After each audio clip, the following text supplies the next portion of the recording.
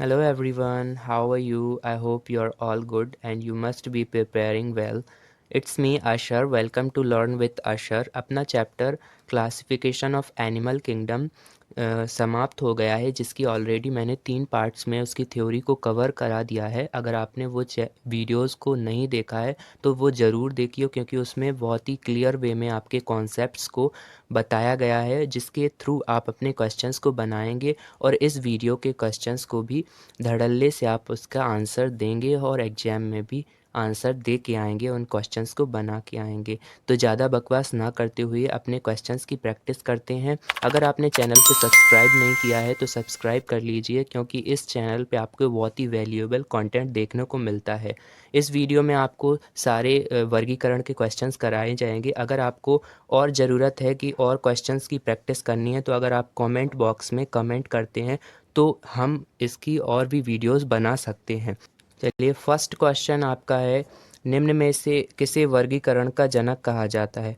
अब आपको elimination method भी सीखनी पड़ेगी कि जैसे थियोफास्टस फर्स्ट ऑप्शन में है, तो थियोफास्टस क्या है।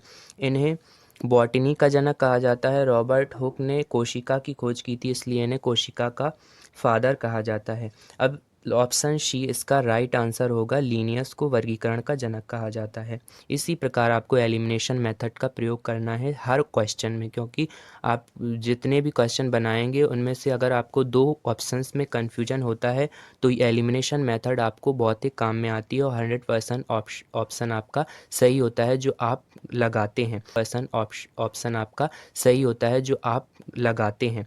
दूसरा क्वेश्चन आता है आपका, निम्न में से किस वर्ग के जंतुओं का रक्त ठंडा होता है। अब स्तनधारी हैं, एलिमिनेशन मेथड का प्रयोग करेंगे। फर्स्ट ऑप्शन स्तनधारी, स्तनधारियों में गर्म खून पाया जाता है, पक्षियों में गर्म खून पाया जाता है, उभयचर में भी गर्म पाया जाता है और सरीसृप आपके ठंडे खून के होते हैं। क्वेश्चन को याद रखिएगा, इसमें सरीसृप की जगह कुछ और भी दिया जा सकता है कि सांप का खून कैसा होता है, तो आपको ऑप्शन वो टिक करना है जिसमें ठंडा खून लिखा होगा। तीसरा क्वेश्चन है आपका, निम्न में से कौन सा संघ कशेरुक जीवों से संबंधित है। अब कशेरुक जीवों को मैंने पढ़ाया है कि कॉर्डेटा संघ में जो जीव आते हैं वो हो गए, मछली हो गया, एम्फीवियन हो गई यानी उभयचर जो पानी में भी रहते हैं और स्थल पर भी रहते हैं, लाइक आपका टर्टल या फिर मेंढक हो गया। और इसमें आते हैं स्तनधारी भी आते हैं, रेप्टाइल्स भी आते हैं, जो सरीसृप जो सांप छिपकली वगैरह ये सब आते हैं। तो आपका फर्स्ट ऑप्शन इसमें राइट होगा। फोर्थ क्वेश्चन 5 क्वेश्चन आता है इसमें, निम्न में से कौन सा वर्ग कीटों से संबंधित है।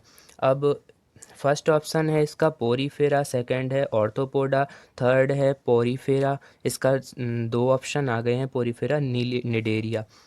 तो इसमें ऑर्थोपोडा इसका राइट आंसर होगा, क्योंकि ऑर्थोपोडा को कीटों का संघ कहा जाता है। इसमें 8 से 10 लाख कीट आते हैं। और पोरीफोरा वो होते हैं जिनके शरीर पर असंख्य छिद्र पाए जाते हैं और जो समुद्र में एक ही जगह पर रखे होते हैं। अगला क्वेश्चन आता है आपका, उभयचर जंतुओं का उदाहरण है। इसका सही आंसर होगा मेंढक। मैंने आपको बताया है कि मेंढक कॉर्डेटा संघ में आते हैं जिनमें कशेरुक दंड पाया जाता है। इसमें एम्फीबियन आ गए, रेप्टाइल्स आ गए और मैमल्स आ गए, ये सब इसी के अंतर्गत आते हैं और मछलियाँ भी इसी के अंतर्गत आती हैं।